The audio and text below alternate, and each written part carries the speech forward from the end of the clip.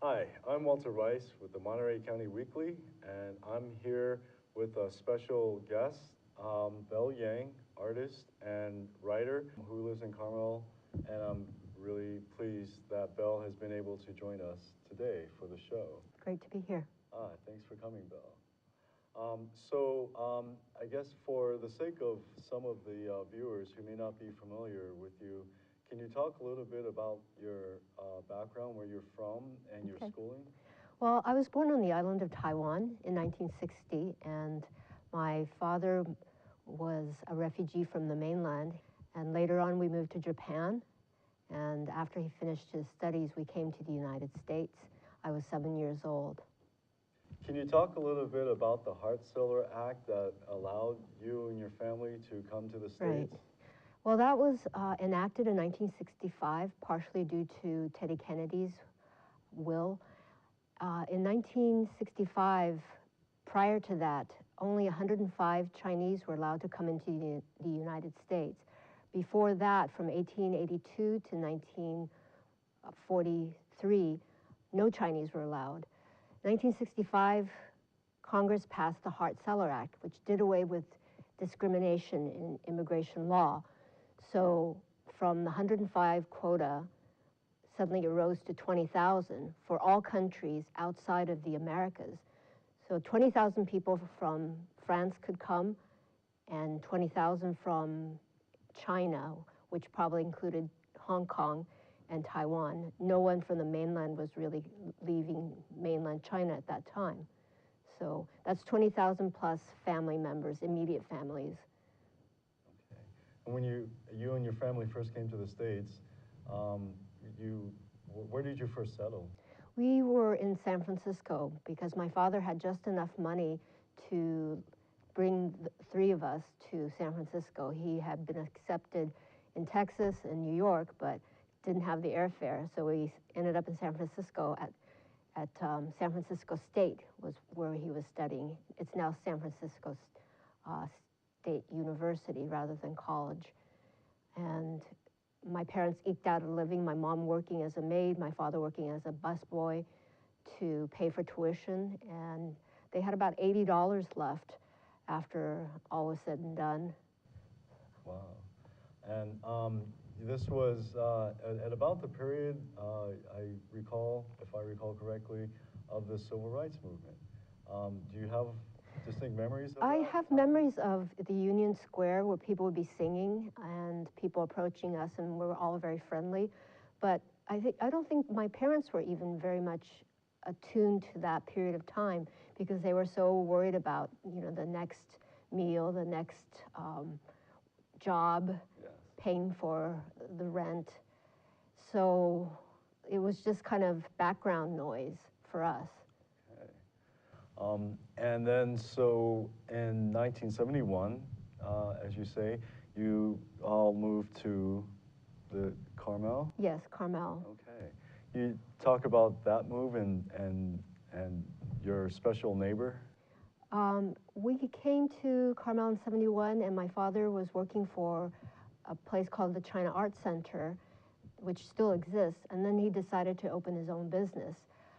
I was a lonely kid, no friends. We moved here in May, so school ended pretty rapidly.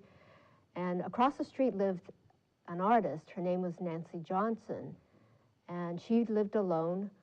She had a green VW Bug, and she invited me to go with her for 3 days during the week to her various classes in outdoor painting, watercolor, and also sketching.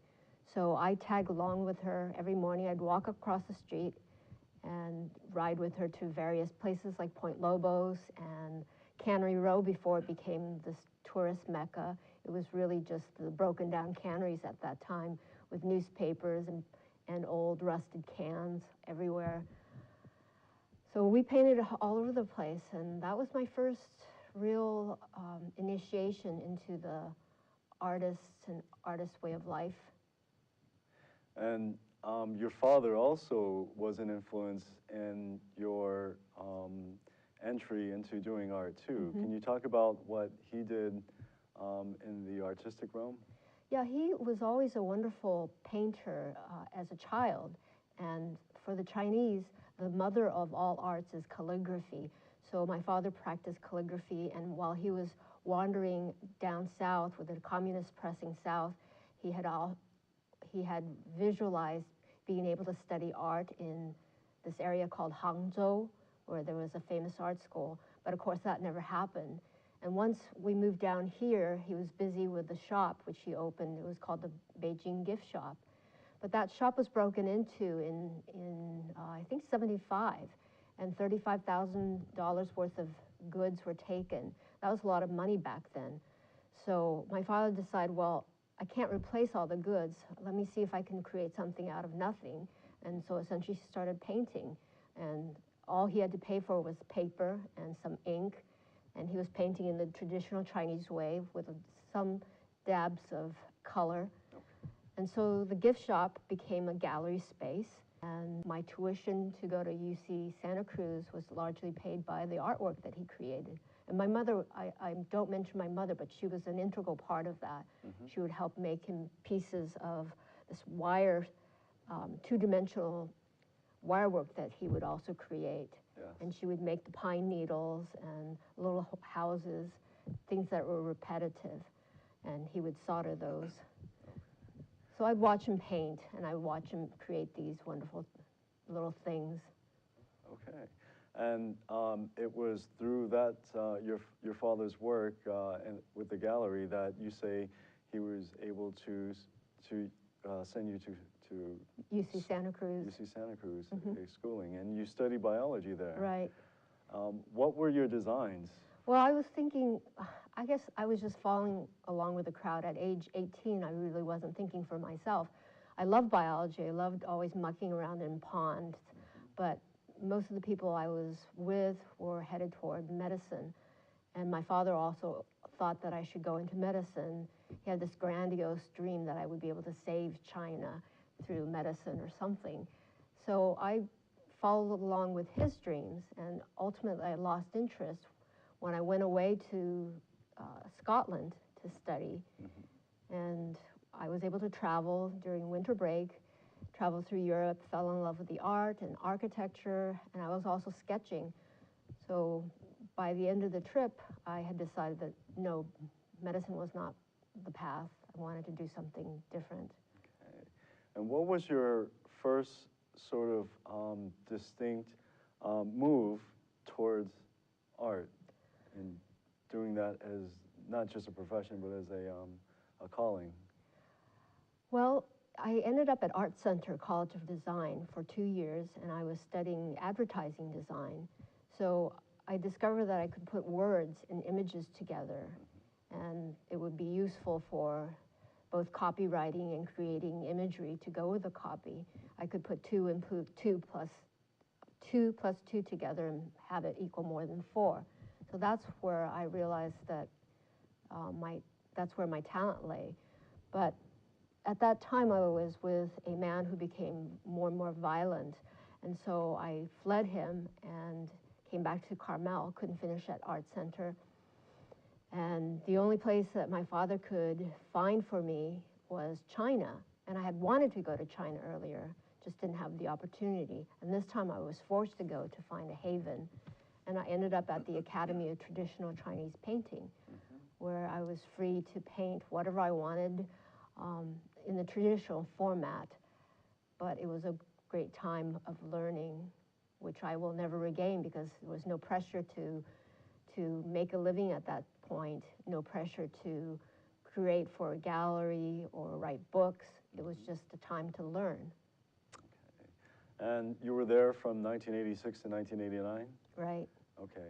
And one of the formative experiences of your time in China was the Tiananmen Massacre. Right. Can you talk about that a little? Yeah, I thought it was a wonderful privilege to see the rise of the democracy movement, because people had been rather sleepy and lethargic. They were just trudging along on the streets. You could tell it in the body movement of the citizens. With American students in the city, you can see them moving around. They're much more raucous and loud and laughing. With the Chinese, it seemed like they were just penned into the system, and they couldn't do what they wanted to do.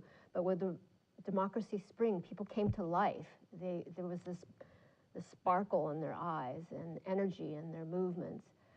So I saw all that develop during the spring, and I was also working for a company called China Educational Tours, which brought American students to study Chinese, but also took college alumni to various cities in the country to visit. So I was able to travel and see the demonstrations throughout the country in small cities and little cities as I took this group from Wesleyan around the country.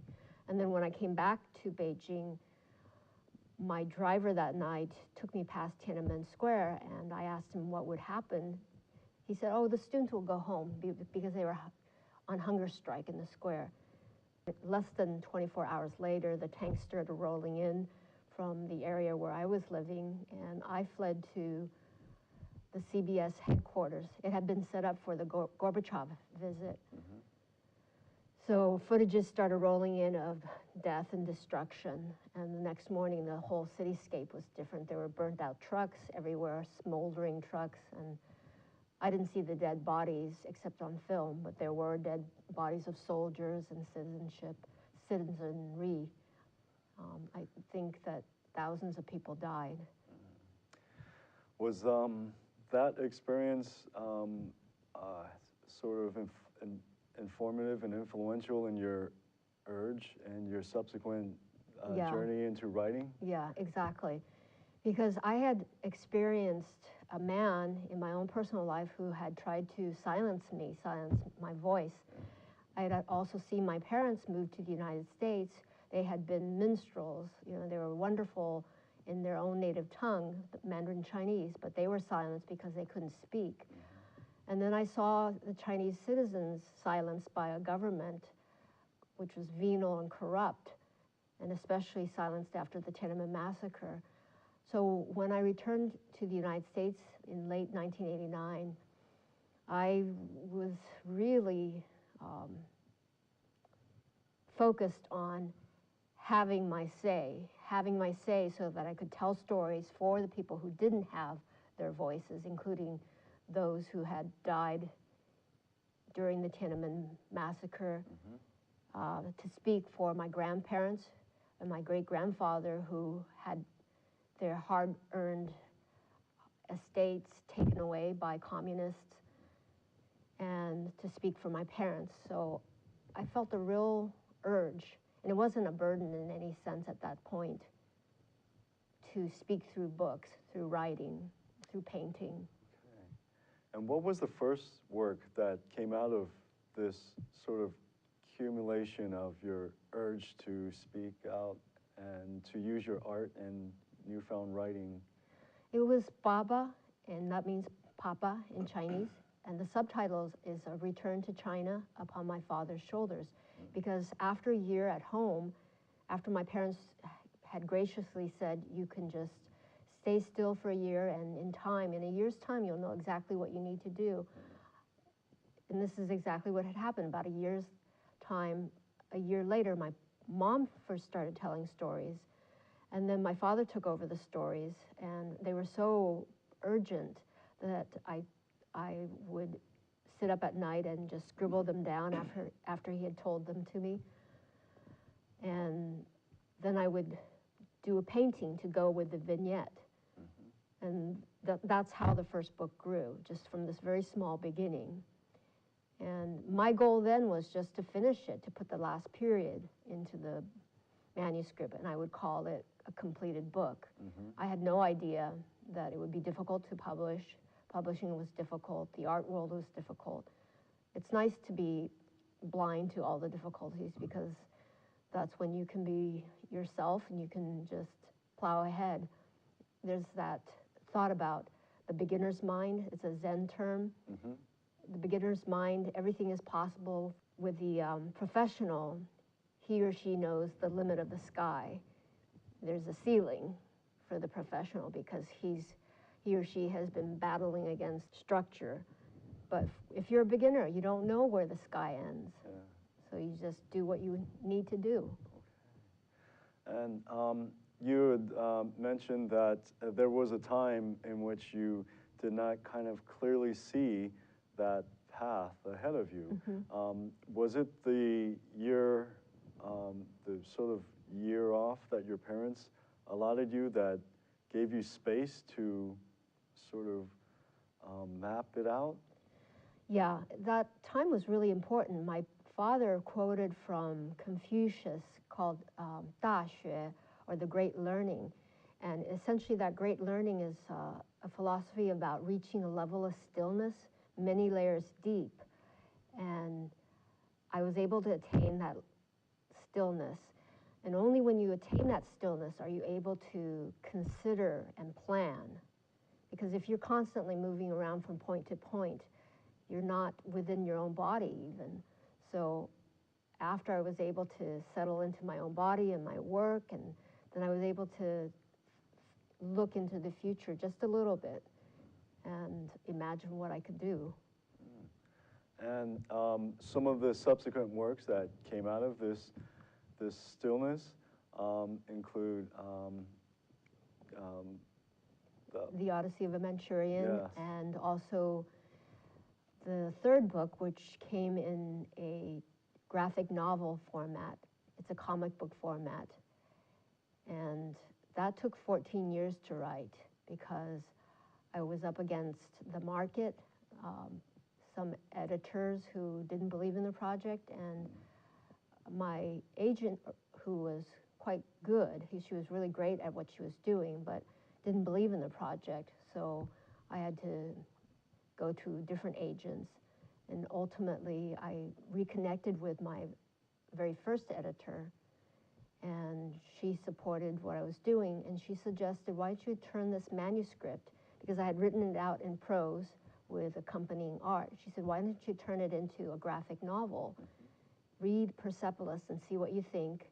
I loved it, of course, and then started to do my own. She said, you're taking to this like duck to water. And so that's how, I think it was 11 years after I had started the project that I finally had a real sense that this book would become reality.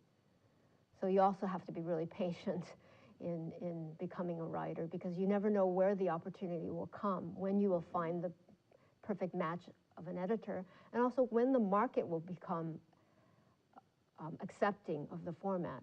When I came to the United States from Japan, I had been reading manga as a child, and then coming to the States, all of a sudden the mangas had disappeared. There were the comic books of superheroes, but I didn't really take to that. And then those were rather looked down upon by the educational establishment as, garbage, as trash. Yep. And then 30, 40 years later, all of a sudden this wave of manga started coming over from Japan, and I felt as if I had regained the wave of my childhood again. And now the market was there. Now the people were accepting it as an artistic format. And I found it perfect for me because I love writing, I love art, and I could put it together in a perfect way so that the words don't overwhelm the art. This might be a good time to sort of describe to people who maybe aren't familiar with your work about the process of your work, the medium. Can you talk about your paintings? My paintings are done mostly in gouache, which is an opaque watercolor.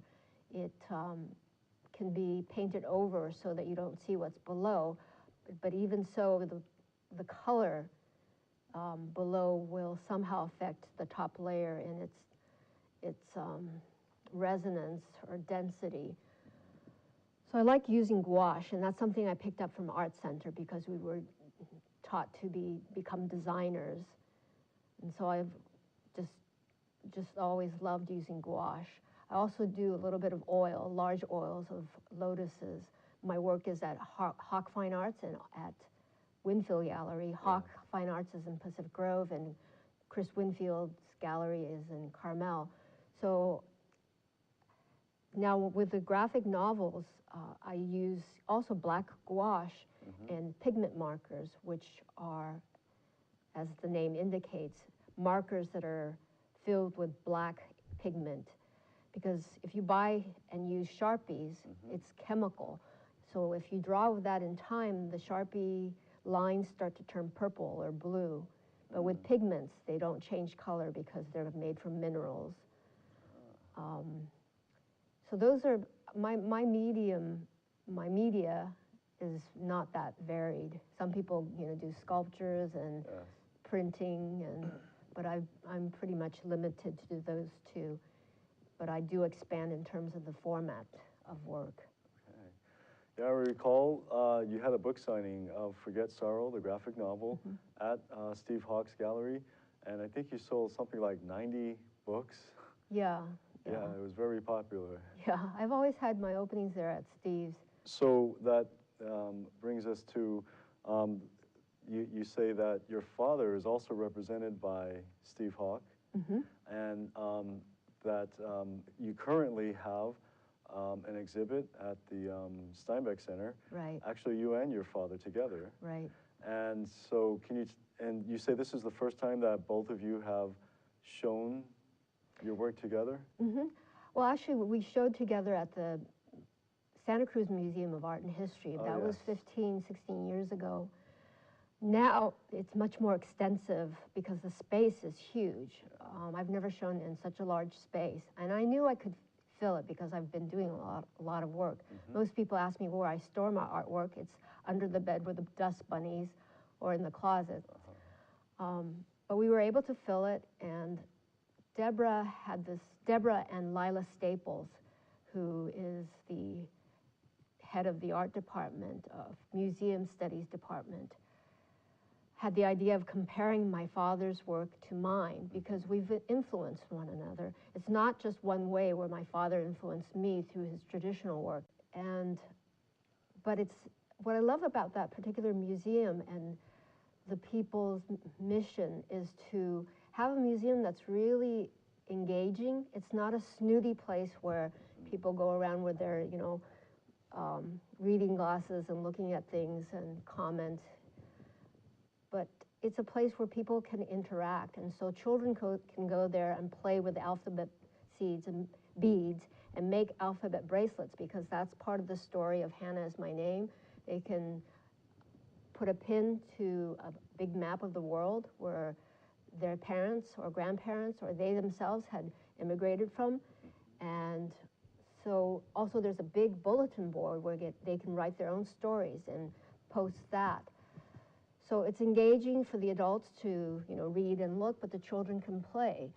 And I've always felt that my work encompasses a broad spectrum, a wide audience, because the market really wants you to be in a very small niche. And for me, as a friend said, to be categorized is to die, because you're just, pigeonholed and you can't really move about. But we're all expansive people. We have different interests. Yeah. And so for me, I get to move around from kids' books to adult books. And so you have the adult paintings from China, you have the adult illustrations, which children also like, and you have the children's illustrations from the children's books themselves. So it really is about a life's work and a retrospective. But that's such a highfalutin word. And my understanding is that it's going to be up through the end of the year. They extended it. It started in August, and it should be ending in late December or early January. Okay. It sounds like a really rich way to experience a large body of your work and your art. And I hope that people will go see it. Yeah, I just think that Deborah Silguero and Lila are just brilliant, and love working with them. Love Salinas. Excellent. Belle, I'd like to thank you very much for joining us. Thank you, Walter. My pleasure. My pleasure, too.